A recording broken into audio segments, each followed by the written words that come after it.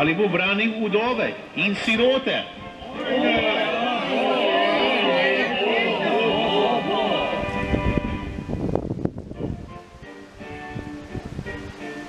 S kakšno pravico me preganja s prestola?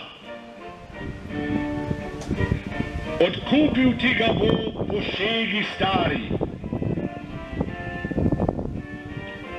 Prav, ker šege nam spoštuje stare, stopi bližje.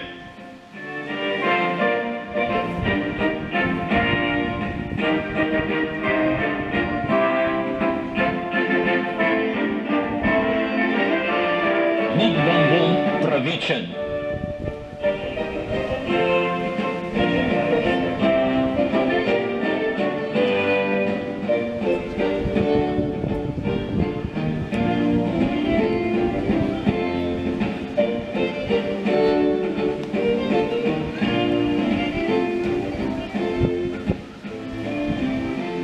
Udarec v lice znamenja ti bo, da ljudstvo te postavlja za vodnika, da ljudstvo daje ti oblast in čast visoko.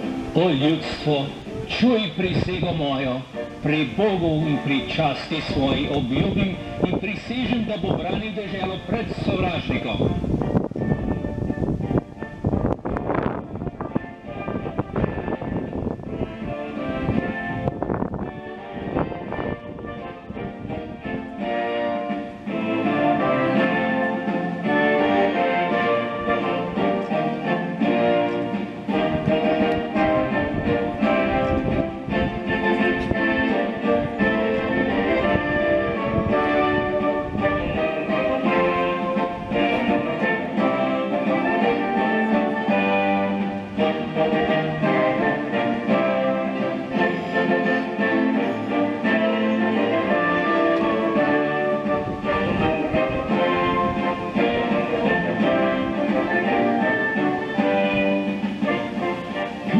Tak ljubuko knez, z vodo bistro sem ti ga napolnil in spij požirek v dokaz, da boš zadovoljen s tem, kar ti mora dati dežela.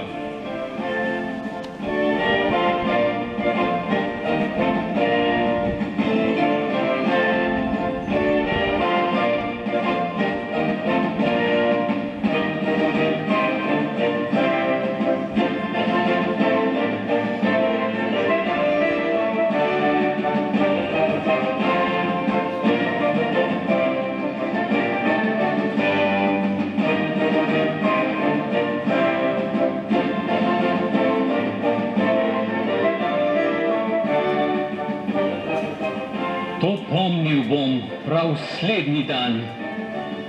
V cerkev, Gospe sveti, zdaj hitimo, Bogu za milost, to se zahvalimo.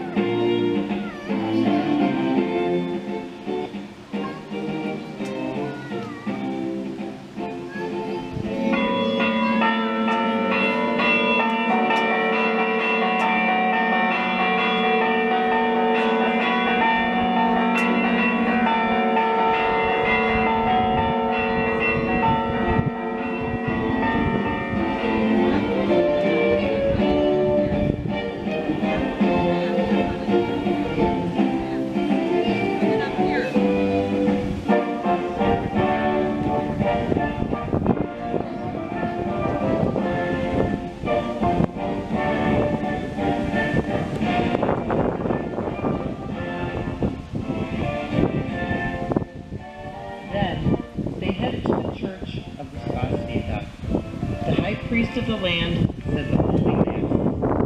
There, they blessed the prince and crowned him with the princely crown. The Duke, in his new princely garb, headed to the ducal throne. He seated himself on it, made judgments on appeals and disputes, punished injustices, gave peasants freedom, and bestowed on the nobility land holdings in lease. In this manner, Slovenes installed their dukes also under the Bavarians, Franks, and Germans. The last to be installed was the Habsburg, Ernest the Iron, in 1414.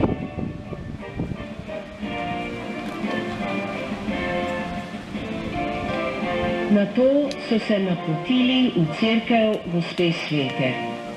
Najvišji duhovnik dežele je bral sveto mašo. Tu so kneza blagoslovili in ga kronali z vojvodsko krono.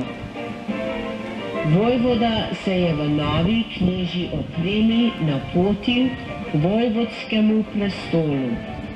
Sedel je nanj, razsojal pritožbe in spore, kaznoval krivice, dajal kmetom svoboščine in izročal plemičem posestva v najem.